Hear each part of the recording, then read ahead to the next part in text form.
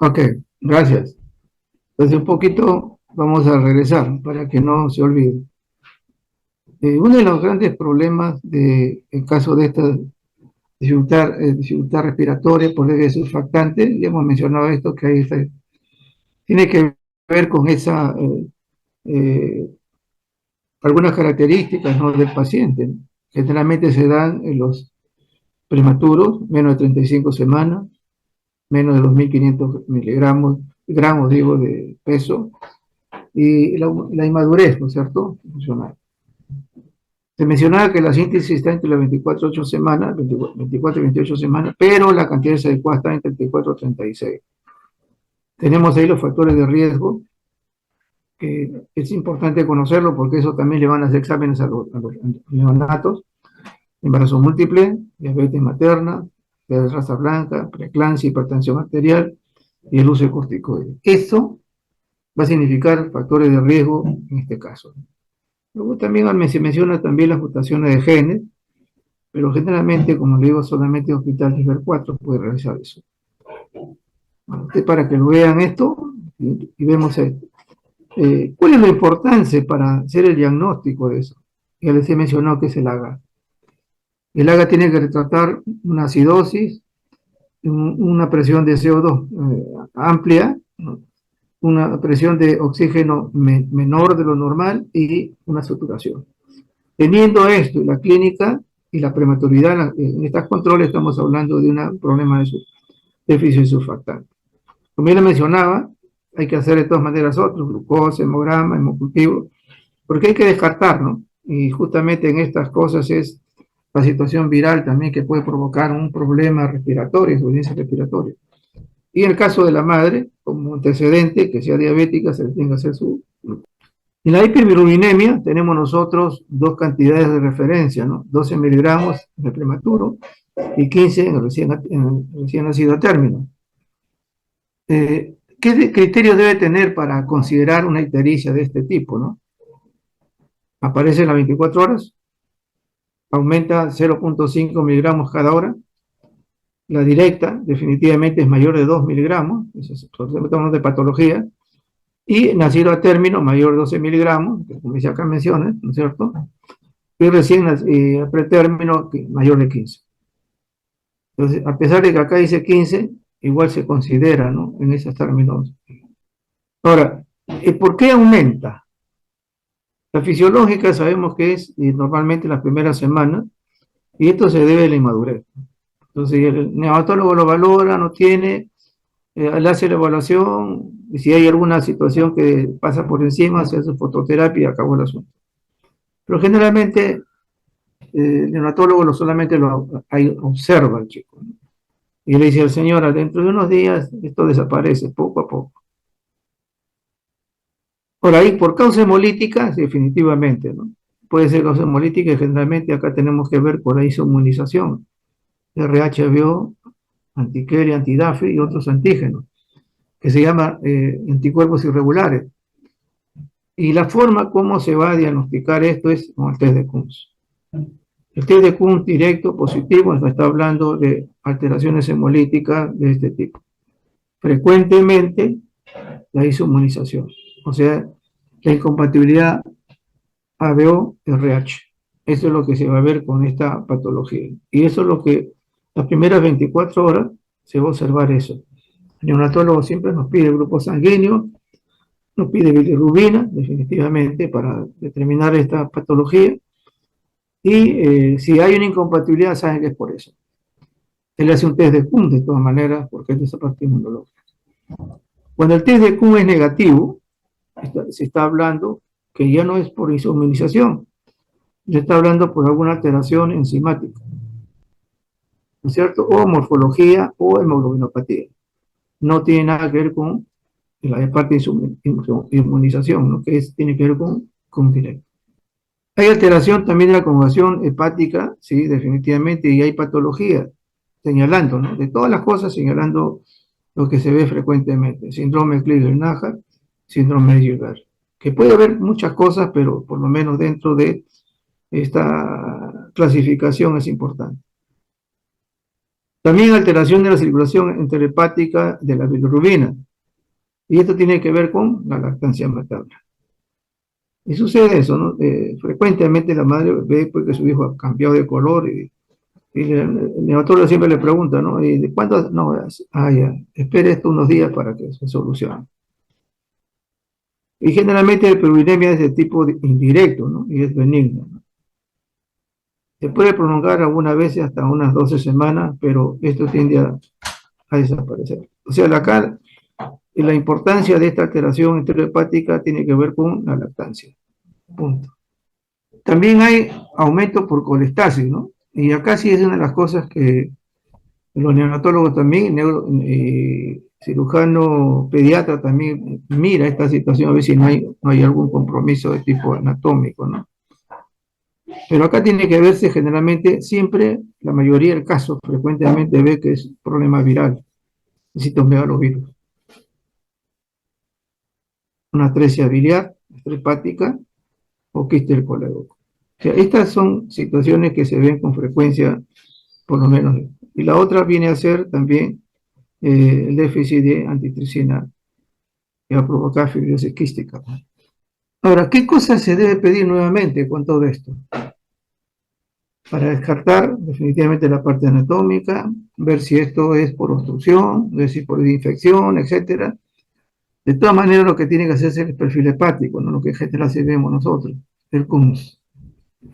Si es CUMS directo, positivo, estamos hablando que tiene que ser frecuentemente por inmunización. Si es CUMS negativo, estamos hablando de la parte enzimática o hemoglobinopatía. El hemograma hay que verlo de alguna manera porque como acá hay hemólisis, generalmente baja el hematocrito, ¿no? También es gravísimo.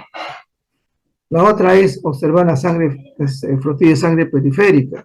Vamos a ver la alteración hemática, la alteración leucocitaria y la alteración plaquetaria. Eso también le anuncia si ha habido también destrucción. Recuerden que hay elementos característicos también en la hemólisis, ¿no? Hay fragmentos hemáticos, hay ferocitosis, etcétera. Eso es lo que ve. Entonces el médico corrobora, ¿no? Reticulocitos también hay que, de todas maneras, pedirle, le van a pedir.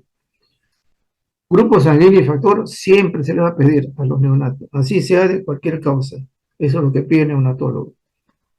Salvo que sea un cuadro realmente carácter infeccioso, un hemocultivo. Si no sale, el médico está pensando que es una virosis, no bacteriana, ¿no? Ahora, también hay compromisos de otros cultivos, ¿no? Urocultivo también puede pedir, recuerden, porque cualquier cuadro, ¿no? de infeccioso en este niño va a perjudicar también a nivel hepático, ¿no? Y muchas veces el neonatólogo, descartando que no sea una situación infecciosa, le pide líquido cefalorraquídeo. Luego ya otras cosas que descarten, vemos nosotros la parte enzimática y la genética. Eso definitivamente ya lo maneja solamente hospital nivel 4, ¿no? Entonces, en términos generales, no debe faltar en estos pacientes el perfil hepático, el CUMS, sea directo o indirecto, su hemograma, un frutil de sangre periférica, reticulocito y grupo sanguíneo, que generalmente es lo que más piden. Cuando se observa otra patología y se agrega un carácter infeccioso, sí le pide las otras cosas. Y cuando no hay nada de esto, y está pensando que sea por una situación enzimática o una talasemia, esa es otra cosa. Pero eso se va a observar también, ¿dónde? Se va a observar también en el frutil de sangre periférico. Va a haber una sospecha, entonces el neonatólogo va a solicitarle otro tipo de pruebas. Otra de las cosas que frecuentemente hemos visto esto, es una de las cosas que muchas veces al hospital llegan, como le digo, la falta de control, que no tiene que ver con médicos, muchas veces la parte socioeconómica, la falta de conocimiento sanitario, etcétera, y responsabilidad. Nosotros muchas veces hemos encontrado pacientes que vienen ya cuando van a dar a luz. Así es. Y eso ha sido antes de la pandemia, hemos visto muchos casos. Señora, pero ¿por qué viene esta alturas? Y en ese momento hay que hacerle su HIV, hay que hacerle su serología, todas esas cosas, ¿no? Y no ha habido un control. O sea, acá definitivamente hay un riesgo. Entonces, yo acá solamente le estoy mencionando algunas cosas que ustedes puedan leerlo, ¿no? Una clínica derivada de la invasión por infección bacteriana de un puede ser bacteriana, hongos o virus, ¿no? ¿Ok? Dentro de los 28 días de vida o después de los 28 días de vida, sobre todo en recién nacidos de muy bajo peso. Los patógenos, definitivamente, más se dan, el principal de riesgo de una infección neonatal es recién nacido de muy bajo peso. Una de las cosas que se ha observado también en estos casos de sepsis neonatal es la sepsis vertical, ¿no es cierto? ¿Por qué? Porque en la parte genital y también en la parte rectal de la paciente comienza a colonizar el feto, que puede inclusive provocar la contaminación del líquido amniótico o provocar el parto prematuro. ¿Cuál es la frecuencia de este germen que de verdad que antes no se le, no digo que no se sospechaba, pero no se hacía tan la rigurosidad como ahora? Sí, a las gestantes que tiene esto se le hace una selección vaginal y también de la parte del rectal, ¿no? O sea, ¿qué se hace? El poder descartar uno de los gérmenes frecuentes que provoca la sepsis en neonatos, el estreptococo del grupo B, o sea, el Agalactiae. Y vemos nosotros, ¿no? Y acá hay una de las cosas que también se ha observado, ¿no? En caso de que en caso de la estreptococo grupo B es más frecuente en niños mayor de 1500 gramos.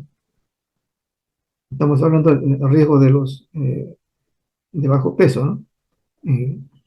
Y se ha observado que menos de, en este caso recién nacido, ¿no es cierto? Menos de 1500 gramos, la frecuencia de una sepsis es por enterobacteria.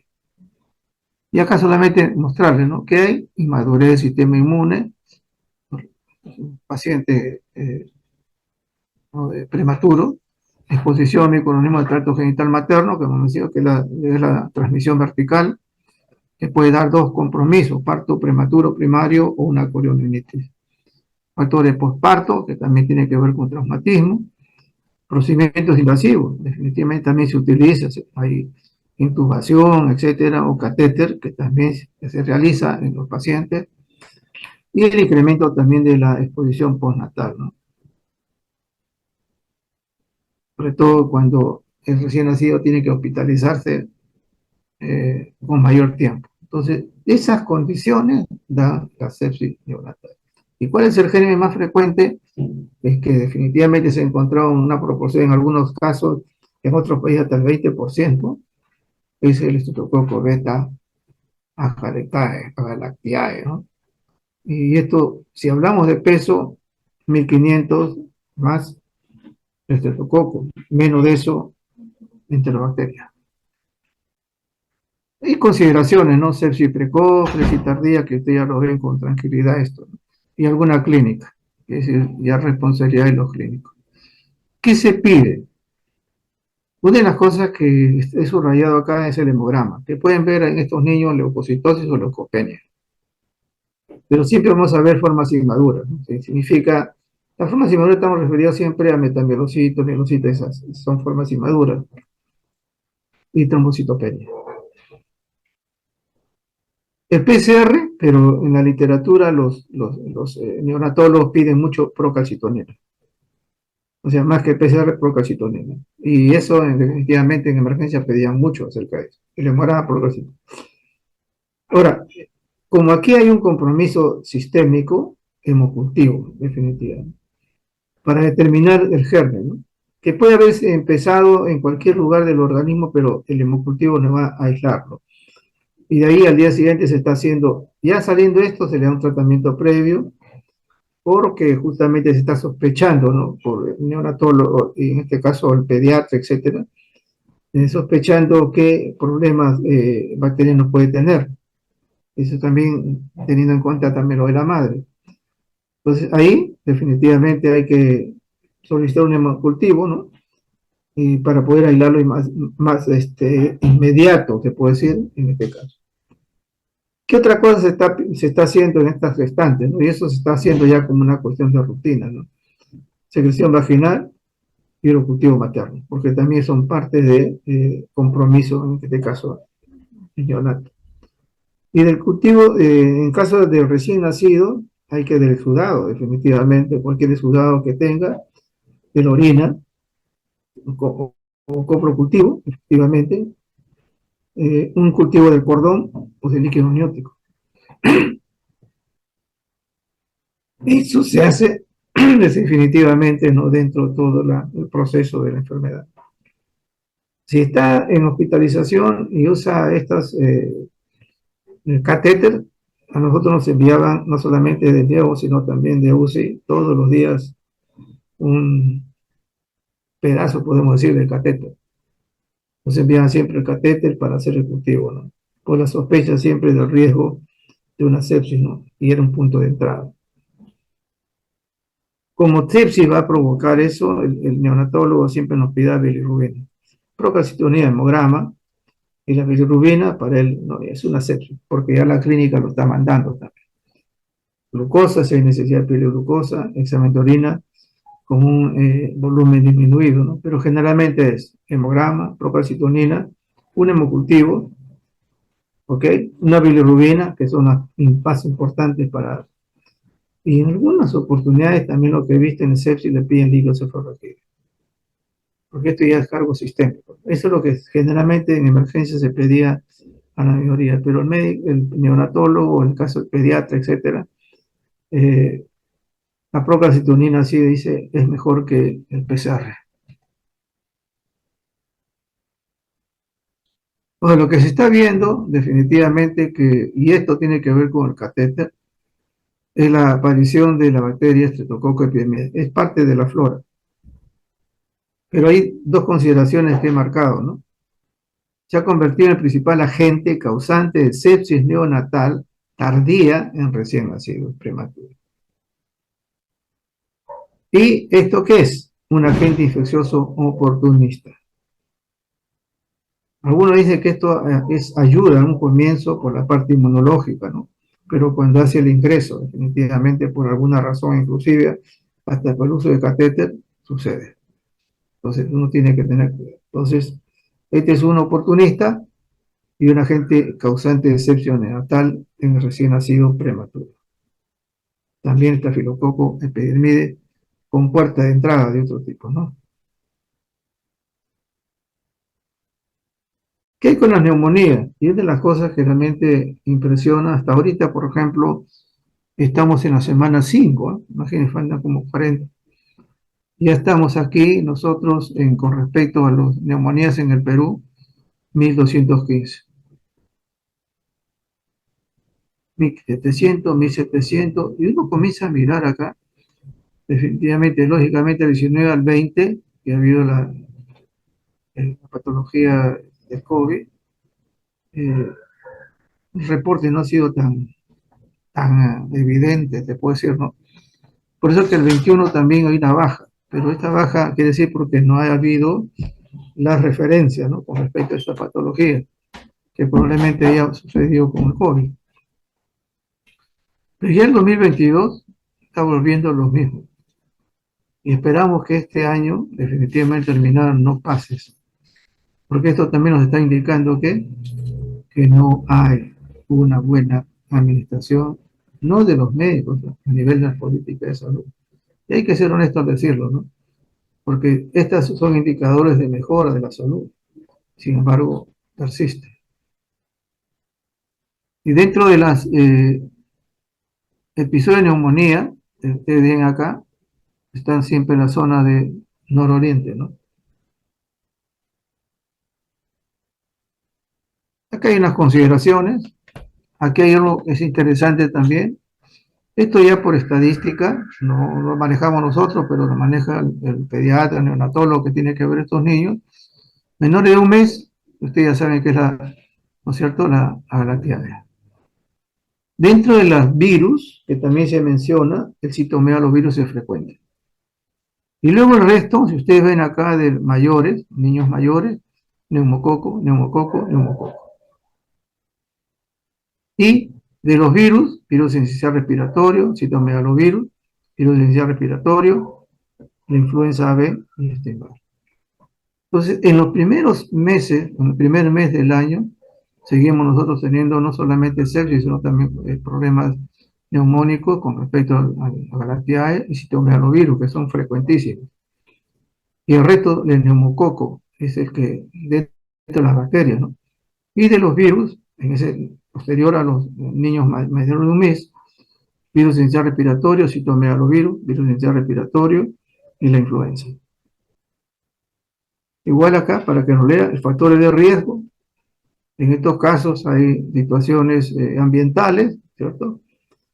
Pero igual, los factores graves de esto, menores de 6 meses y otra vez prematuridad. Pacientes con desnutrición, pacientes que han tenido infecciones virales, ¿no?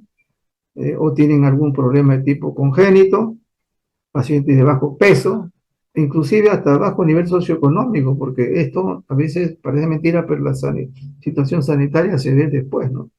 Y el nivel educativo de la familia, para que esto pueda no comprometerlos mayormente la vida del, en este caso, del niño recién nacido, etcétera, ¿no? O neonato. Acá le he puesto un dibujo de lo que significa el micoplasma, ¿no? Que son, y acá hay otra patología, este rayo X es una neumonía. ¿Qué se pide en estos casos? Como la mayoría son niños ya más grandes, un hemograma, nuevamente procalcitonina. Te puedo decir la PCR a veces va, pero como le digo, los pediatras, neonatólogos les gusta mucho procalcitonina. Hay que hacer hemocultivo definitivamente, ¿no? No hay que esperar porque esto empieza de otro lugar. Entonces aparece luego a nivel eh, pulmonar es otra cosa, pero el hemocultivo es vital para eso. Y determinar realmente la secreción nasofaringea, ¿no? Si hay virus, etcétera. Pero estas son medidas ya epidemiológicas, ¿no? Porque generalmente la parte viral no se le puede hacer diagnóstico más que con un apoyo al demograma, ¿no? Pero no va a decirnos que es un virus. Entonces acá se tiene que hacer un PCR, pero ya como dato, ¿qué cosa? Un dato epidemiológico, ¿no? Para saber qué virus es, ¿cierto? Un virus respiratorio. Generalmente, virus respiratorio sincitial, que hemos mencionado, y también otro que se parece mucho, ¿no? Metanovirus humano. Dentro de esto también se ve que el micoplasma y la clamidia legionela también son parte de esta patología, ¿no?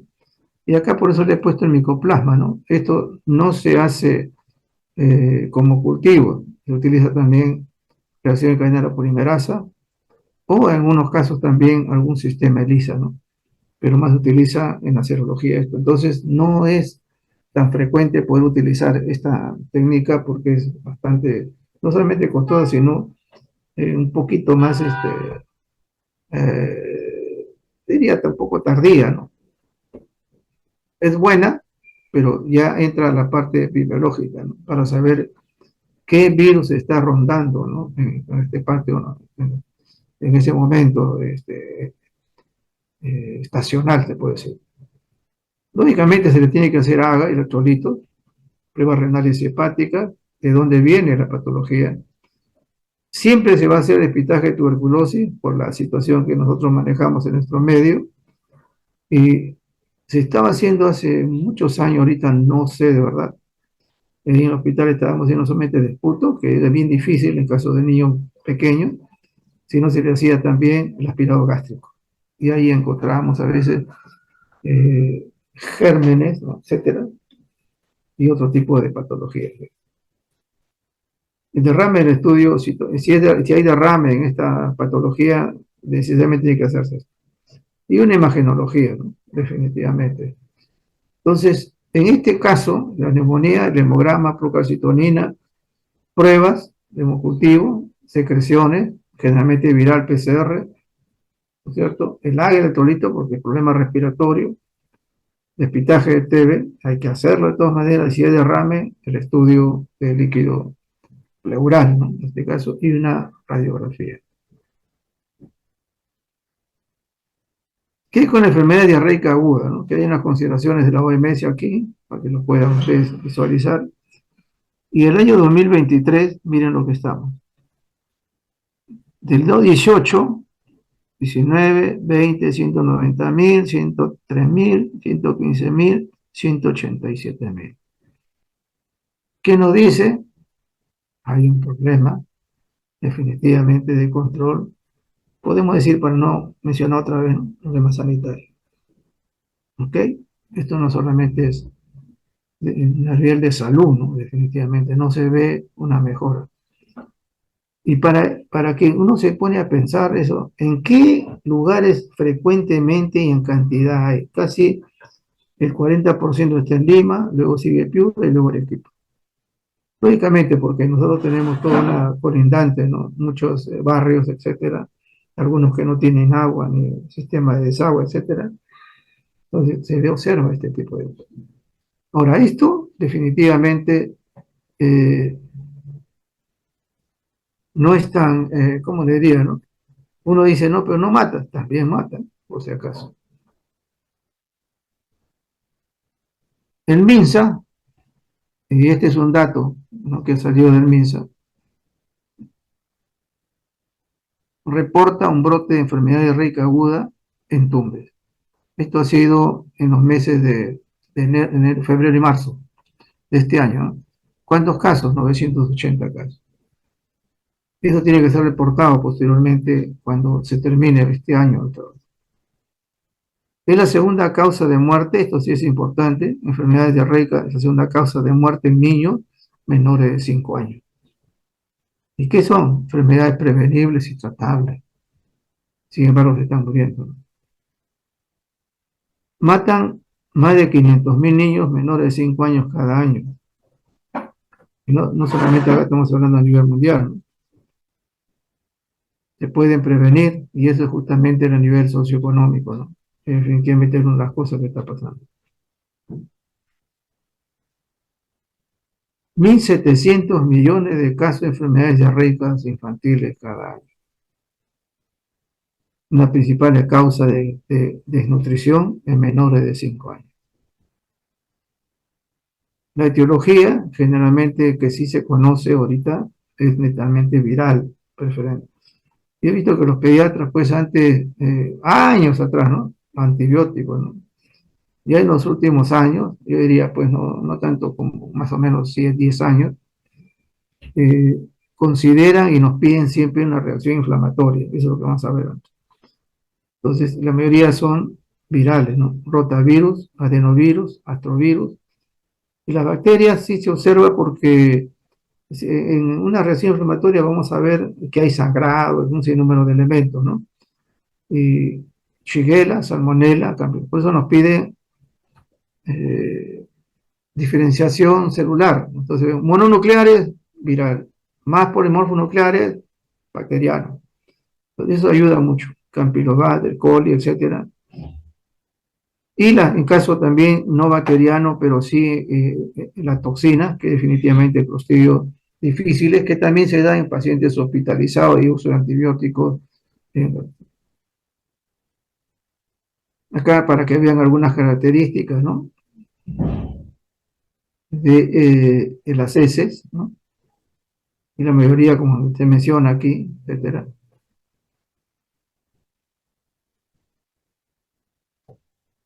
Y esto es lo que es importante para cada uno de nosotros, ¿no? ¿Dónde encontrar? Y esta es una de las cosas es una de las cosas que me hubiera gustado que ustedes como alumnos en general eh, se vean, ¿no? Vean este tipo de cosas también, porque esto es lo que generalmente lo van a observar cuando salgan ya de la parte educativa y estén en la clínica, ¿no? Como no hay consideración, a veces, si no hay pasteurización muy buena, adecuada en nuestros medios, los productos lácteos están comprometidos a eso, ¿no? ¿Y cuáles son los gérmenes que generalmente se participan en Campylobacter y Salmonella? La mayoría de casos son las salmonella en el momento de estacional, ¿no? Del calor. En los huevos, la especie de salmonella también, por eso hay que lavarlos antes de usarlos. Las carnes, Clostridium, Campylobacter, Aeromonas, Salmonella. Ave de corral, y eso también es el Campylobacter. Recuerden que tiene que ver con Guillain-Barré. Carne molida, ¿de dónde? No sabemos. Hay que tratarla bien, no solamente. Ahora que nos hemos dado la costumbre, ¿no? Términos medios, ¿no? En otros sitios, términos medios, saben cómo es, ¿no es cierto? Hay sangre, o sea, no es una carne cocida. Así no nos guste, hay que freírlo de manera, por lo menos en nuestros medios, sí. Mariscos, carne de cerdo, ostras, hortalizas, etcétera. Y luego los espacios, ¿no?, ambientales que también provocan alguna contaminación. ¿Se dan cuenta? Todas estas situaciones, salud pública, y eso también lo que nosotros tenemos que, mucho de esto tenemos que entrar al cultivo y hacerle, sobre todo si son virus, entramos ya al término de PCR o al sistema ELISA, manejo ya de otro tipo. Y en algunos casos también viral se hace inmunocromatografía. Vamos a ver. Ahora, entonces estos pacientes con diarrea, ¿qué se les pide? Esto lo van a pedir así, ¿no? Le piden hemograma, a veces perfil metabólico hepático porque son niños más grandecitos. Puede ser tiroides, velocidad. Y esto es lo más importante dentro del término diarrea, ¿ok? Hemograma, el examen parasitológico, que lo podemos juntar, ¿no? Y es una de las cosas que también. ¿Cómo juntamos el examen parasitológico? Haciendo la reacción inflamatoria y un funcional. Lo juntamos los tres. Entonces, si exclusivamente es parasitológico, vamos a ver si hay gérmenes, ¿no es cierto? Acá en este caso los parásitos, que también van a provocar diarrea, ¿no? Y esto es también frecuente. Reacción inflamatoria porque aquí vamos a hacer la diferenciación. En esta misma muestra, si hay polimorfos nucleares, mononucleares. Polimorfos nucleares, bacterianos. Mononucleares, casos virales. Ya con eso el pediatra ya se siente un poco más tranquilo de saber que hay una premia. Entonces, ¿qué más? Y el funcional.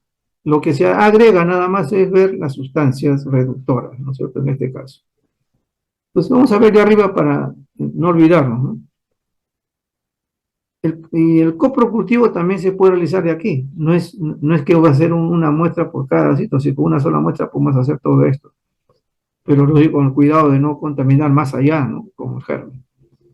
El coproductivo, diarrea vinolenta, enfermedad grave, por toxina Shiga o lactoferrina, que también se llega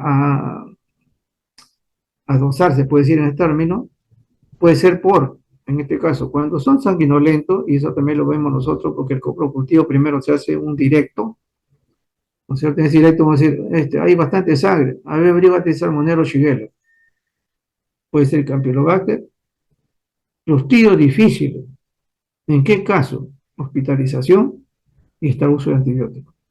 Si es un niño que ha recibido antibióticos, tanto de antibióticos, ya tiene varios días de hospitalización y comienza con diarrea, pensar en clostridios difíciles.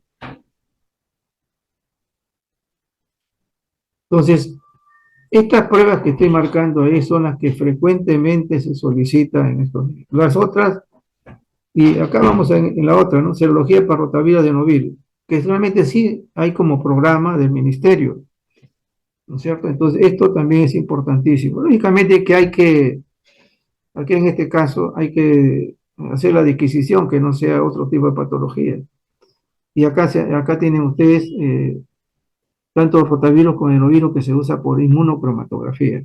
Entonces, estos virus que son frecuentes, pues rotavirus es frecuentísimo, tenemos, hay que hacer su hemograma, el parasitológico con reacción inflamatoria, vamos a ver todo, inclusive ahí la primera parte del coprocultivo, ahí vamos a determinar si hay sangre o no, si hay polimorfos nucleares o inmunonucleares, también va a determinar, entonces el pediatra se siente más tranquilo, etcétera, ya sabe qué es esto, y una muestra se utiliza para hacer rotavirus y adenovirus, la mayoría del caso, rotavirus. Las otras causas definitivamente no son tan frecuentes. Si el paciente está hospitalizado y le dan antibióticos y viene con diarrea, los tríos difíciles. Otra de las cosas que también van los niños allá es ahí está con fiebre, ¿no? En el hospital de niños que tuvimos una rotación, veíamos esto a cada rato, ¿no? En mi hospital también va, no digo que no, pero la frecuencia del hospital de niños es bastante alta. Y esto generalmente el pediatra sabe que es por una infección. ¿De dónde? Primeramente hay que descartar.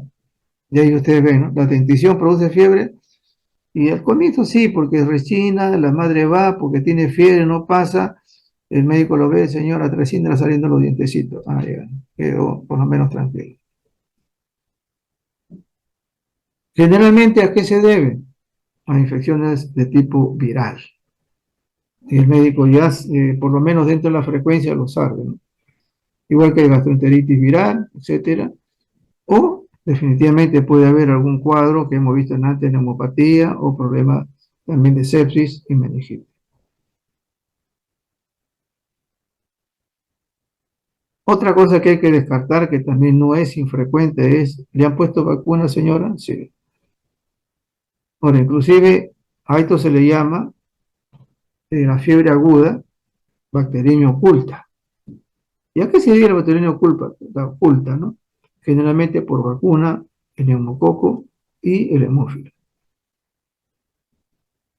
Porque va a provocar una bacteriemia, definitivamente hay fiebre, ¿no? A eso se llama bacteriemia oculta, por estas vacunas de estos dos, neumococo y hemófilo. Eso va a tener el niño.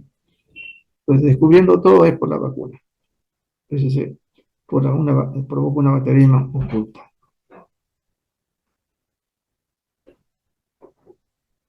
Y esta es la parte aguda, ¿no es cierto? Estamos hablando. Ahora, en la fiebre crónica es otra cosa, ¿no? O sea, hay constante, ¿no? Y generalmente aquí no tiene que descartar definitivamente que hay un cuadro persistente, ¿no? Abscesos, neumonía, sinusitis, hepatitis, etcétera, o algún otro problema. Y nunca no descartar que sea tuberculosis. Si se refiere crónica, hay que descartar, aparte de la virosis, ¿no es cierto?, que son frecuentes, la tuberculosis. ¿Qué se pide generalmente en esto? Todas las pruebas que sean necesarias, pero la prueba que no debe faltar en un problema de sepsis o de fiebre es el hemocultivo. O sea, si se les pide a ustedes cuál es la prueba más importante, es el hemocultivo, en estos casos. Ahora, ya luego se ubica si es riñón, luego se ubica si tiene problemas respiratorios, de todo, cualquier. Pero el hemocultivo es lo que piden, en este caso, así como decir, de inmediata a inmediata, ¿no? Aparte del hemograma, etcétera, de otras pruebas, ¿no? Pero el hemocultivo no debe fallar en el problema de sepsis ni problema de fiebre. Solamente mencionar algo que habíamos mencionado, la hepatitis, el causante móvil de influencia tipo B. ¿Hay complicaciones? Sí, las hay complicaciones, bastante complicaciones. El diagnóstico siempre historia clínica, el que es el examen, ¿no es cierto?, el neumoscopio, neumograma, secreción faringia. Ahí también puede coger alguna muestra también, en este caso, con un instrumento adecuado, un hemocultivo y radiografía. Ahora, ¿por qué? Por el riesgo, el componente también de mortalidad existe en estos pacientes, ¿no? Cuadro neumónico. Vamos a terminar. Los procesos quirúrgicos, generalmente siempre señora, su hijo es alérgico, así a los globos, esto lo tocó y su mano, o sea, bueno, hay alergia. Eso es importante en caso de los pacientes pediátricos porque van a ser operados. ¿Hay alguna anomalía, etcétera? ¿Hay experiencia previa? ¿Tenía otra operación, señora? Y luego se le pide perfil quirúrgico, no es todo, ¿no? Glucosa, urea, hemograma, perfil de coagulación, etcétera. Suponiendo que ya sea un niño un poquito mayorcito, ¿no? Bueno, a un neonato definitivamente no se le va a pedir tantas pruebas. En caso de cardiovascular, que puede haber muchas patologías, nos interesa el laboratorio. Nunca olvidarse del AGA, el hemograma. El hematocrito va a ser la presencia de policitemia en estos casos, ¿no es cierto?, con una hemoglobina mayor de 65. Esto hay que reducirlo por aféresis para que entre a sala y hacer los cultivos también, porque esto también tiene que ver con los cuadros de este tipo. En respiratorio, igual, casi todo es lo mismo. No se le va a pedir más que. No estoy hablando que no se le va a hacer prueba de coagulación, eso, ¿no? Sino estoy de frente a las cosas que se piden de manera más específica. El gastrointestinal, igual, hasta una endoscopía es bueno hacerle, ¿no? Pero eso ya depende del tamaño del paciente, ¿no? Pruebas de coagulación, importantísimo, pruebas de hemograma, importantísimo, y si hay algún componente ahí que ha tenido infeccioso, no descartar un cultivo, etcétera, importante, una imagenología, pero decimos de manera muy general, ¿no? Porque estamos hablando de esta patología. Del abdomen agudo, El apendicitis es la que más frecuente se ve, ¿no? Y ya los médicos, pues, y acá, por ejemplo, dependiendo de la gravedad, muchas veces pasa a sala inmediato, ¿no? Con un hemograma, un examen de orina y una ecografía. Pero si el paciente puede atenuar un poco la situación de inflamación, le piden todo lo que es el perfil quirúrgico. El hemograma, glucosa, urea, creatinina, pruebas de coagulación, incluyen HIV, etcétera, también dentro de esa patología, dentro de ese pedido de perfil quirúrgico. Y ahí vemos, ¿no? Perfil quirúrgico. El hemograma, y, generalmente cuando vemos la cuestión de urgencia, el médico le pide hemograma, examen de orina y una ecografía. Entonces dice, este es y el examen es la apendicitis, abdomen agudo, basta. Y esto creo que es lo último. Una de las cosas que también se ha visto es esto. Este es un reporte del Ministerio de Salud, Instituto, donde se observa esto. El 40% de niños peruanos de 2 a 5 años tiene parásitos. Y por esa razón que hasta son asmáticos, ¿no? Y a veces le curan el parasitismo y se curó del asma. Y 90% de parásitos intestinales se transmiten ¿por qué? Consumo de alimentos, bebidas contaminadas. Igual que antes hemos visto la diarrea, ¿no es cierto? En este caso estamos viendo aparte de uno de los componentes, los parásitos. La infección más frecuente en mujeres y niños, los países con presencia del mitiasis, ahí está el Perú. Vemos acá los parásitos que no requieren tratamiento. Algunas veces así ha cambiado, ¿no? Pero por lo menos podemos pensar que sea así. Aquí están alguna clasificación también de protozoos que sí, hay que tratarlos. Aquí tenemos nosotros los nemátodos, ¿no es cierto? Céstodos, etcétera, etcétera.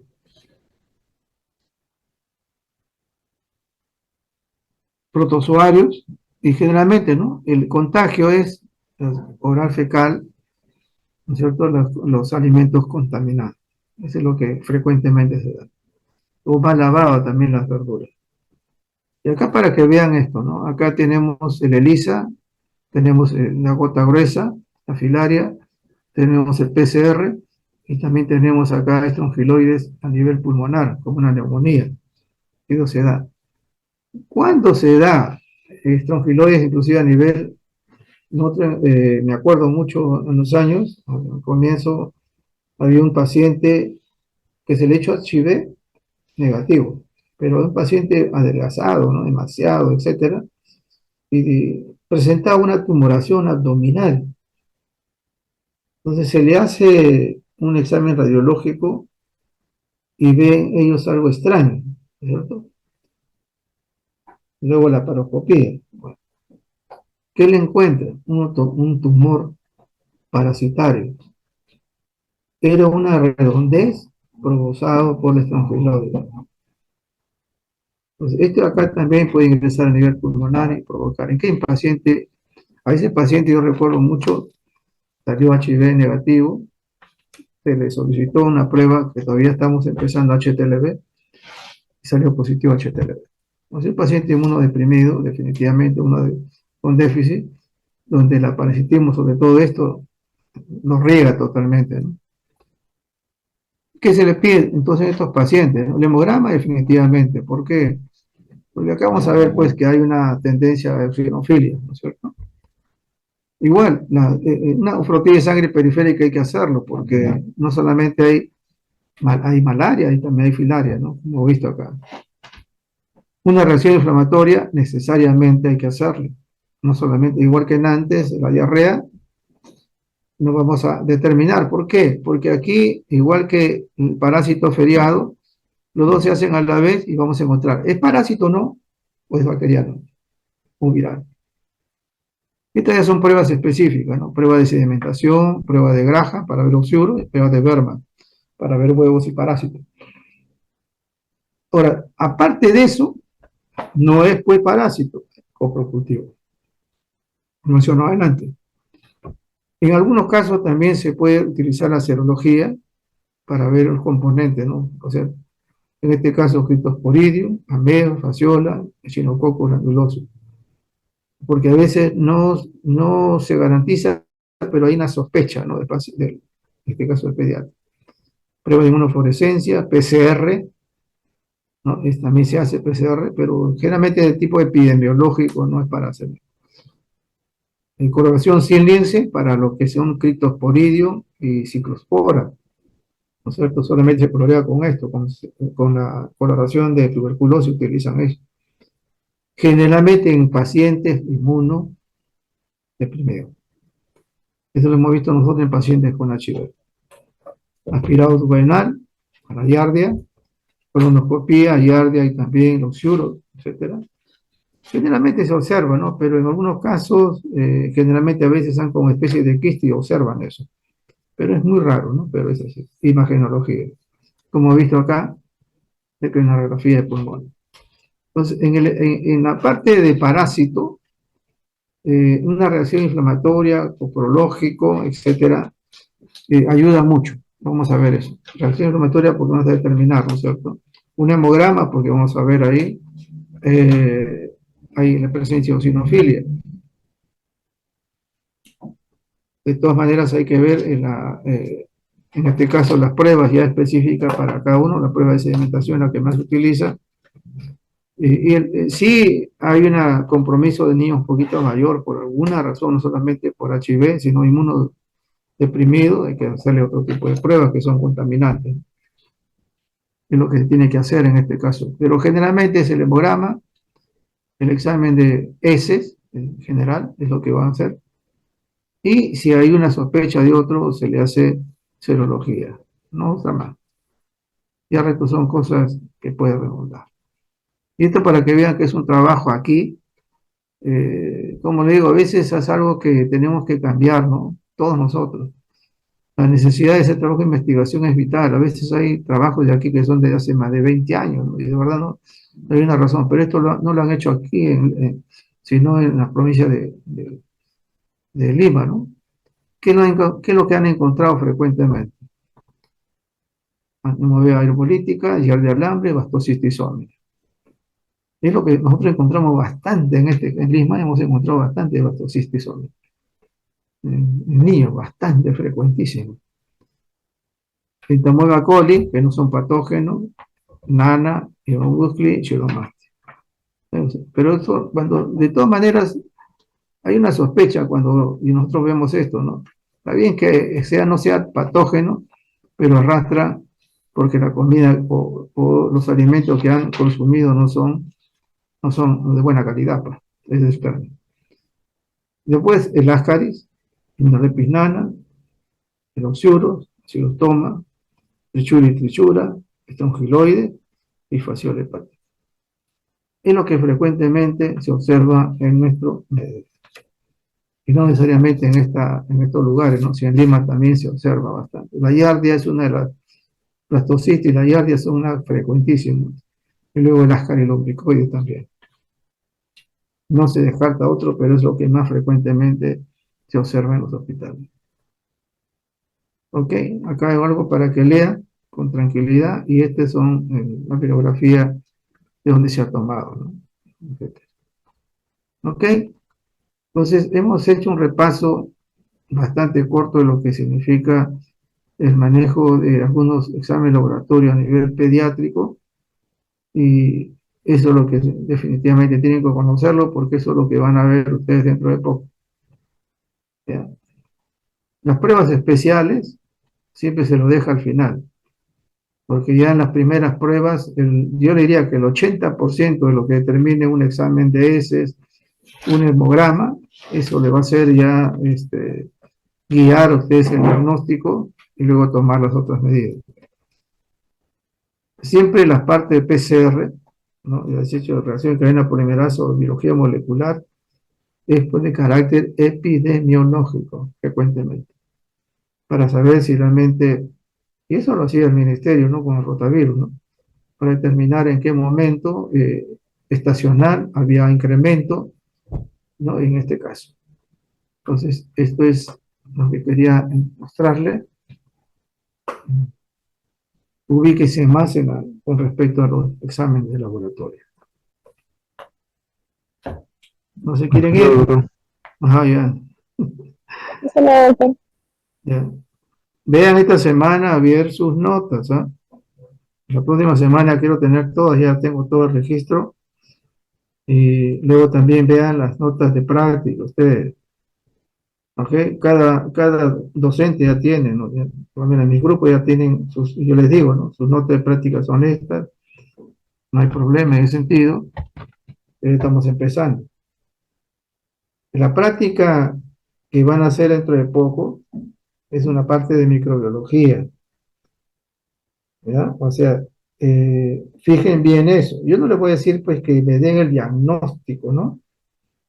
Pero si ustedes ven un bacilo gran negativo, por decirles un ejemplo, un bacilo gran negativo en la muestra, mi primera sospecha, sin necesidad de nada, ¿cuál es el germen bacilo gran negativo frecuente en las patologías de Escherichia coli?